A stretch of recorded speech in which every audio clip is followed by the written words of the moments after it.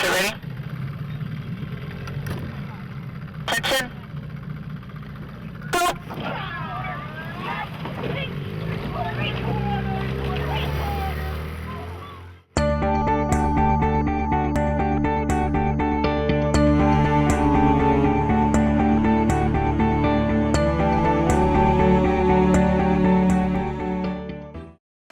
Rowing really rewards good training. You can have a lot of people that are physically, gifted, but if they're not training hard, they'll get beat by someone who maybe wasn't born with the best genes. You work a training plan in a way that you're constantly building, giving enough rest, but also, like you said, peaking for a certain race. And you're balancing the amount of the frequency, the intensity of each workout, and the amount of volume that you do. And so that increases throughout the season.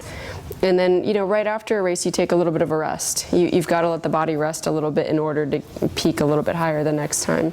Greg was good about pushing me to go out and like, come on, we got to train in this rough water, and it really did pay off because it was some of the roughest conditions that I think I've raced in. And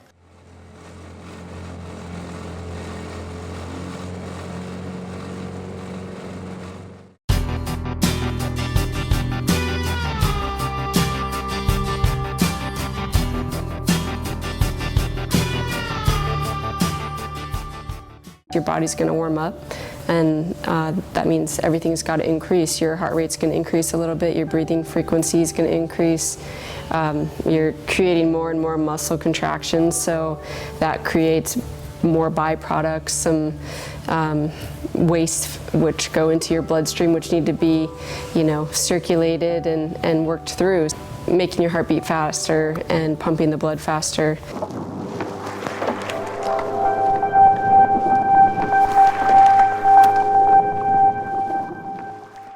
At the catch, which is the beginning part of the stroke, the point is the boat is at its slowest speed, so you need to bring the speed back up. The most effective and efficient way is to use the biggest muscle groups in your body and all in synchronization. So at the catch, you're going to be engaging significantly your lat muscles, your quads, your glutes.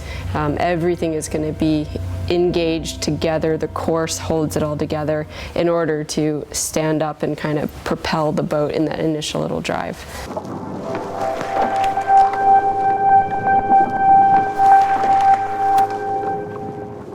The point of the drive is to accelerate. Once you've actually put the load on the oar, you've now got to move that load.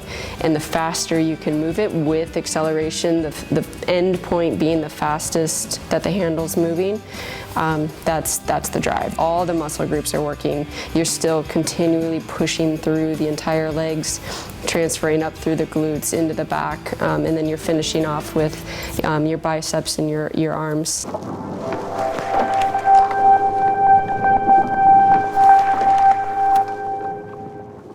So that's the end of the stroke. Obviously the greatest point of acceleration. There's a lot of finesse that comes into the finish. The faster the handle moves, the faster the boat's going to go. So the handle becomes a big important part of the finish in being able to get that blade out of the water and without stopping the run of the boat.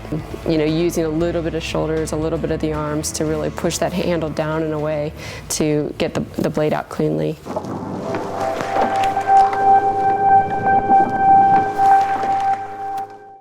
So if the finish is very explosive and clean, you carry that momentum back into your recovery. You're not pulling yourself back into the catch. You're really just letting that boat run underneath of you while you recoil your body ready for the next one. And so you're extending your arms and getting the back over and the legs very controlled into the catch without making any disruption in the motion.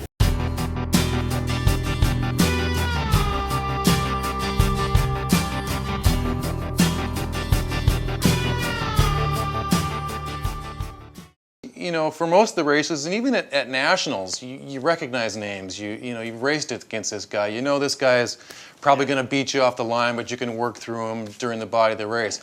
At Worlds, we didn't know anybody, and so it was just go out and see what happens and hope for the best. Yeah, but you still spend the whole race worrying about the guys that have the heavy sprint because you don't know who you're racing against. Yeah. And yeah, that's the biggest thing for me, at least in the racing, particularly in the single, not as much in the double, but nerves in a sprint race are a difficult thing to deal with because they don't help you.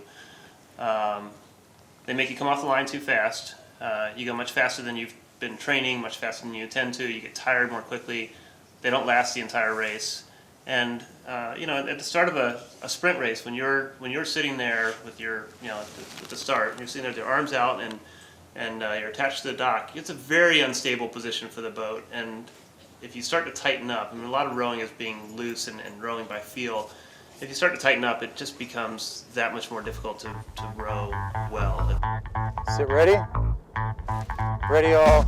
Go.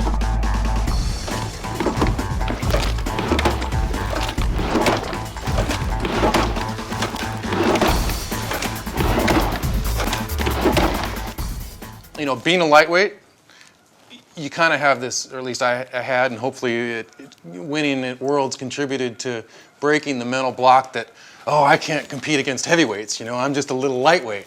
And so for a number of years, you know, you get that mindset, and so hopefully it helped me chip away at that, and that I can compete against heavyweights, so that was important for me as well. Yeah, I think for me it was probably just a few years after I started sculling. I won a medal at the head of the Charles in my single, and that was really big for me. And head racing's a little strange because you actually don't find out until about 2 hours later how you did.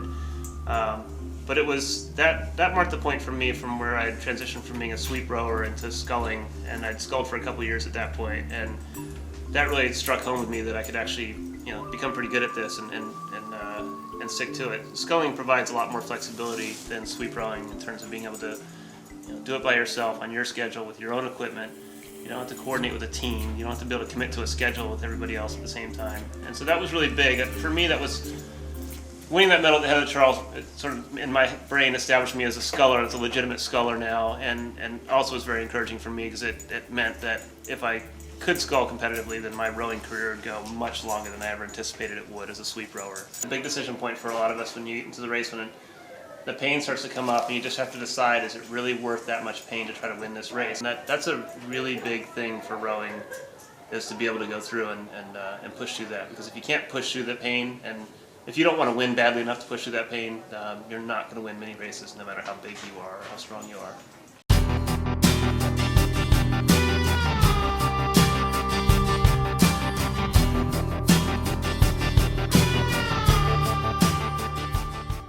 The ideal rower would definitely be a heavyweight. Yeah, there are certain things, there are certain aspects that help you with rowing. Being tall helps. Having good muscle mass, but not so much as a football player, helps. So rowers don't tend to be as long and lean as runners do. Bottom line, if you're tall and lean, you're going to be able to make a bigger stroke in the water. And then powerful. Which that comes from being physically in really good shape. And then the other part is the mental attitude. There's a certain type of mental attitude that a rower needs that you don't find in other sports typically.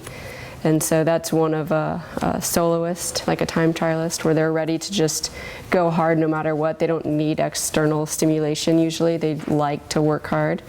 And then they have the engine behind it.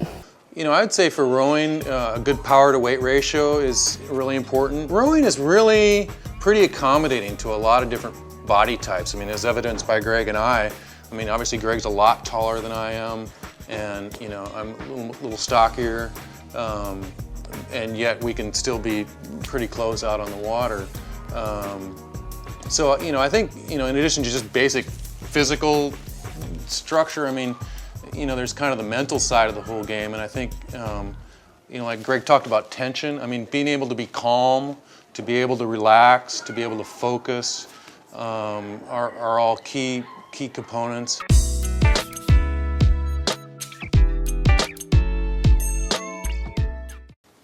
I plan on rowing until I can't, basically, and you know, one thing that's great about rowing is it's such a low impact sport compared to like a running or something like that.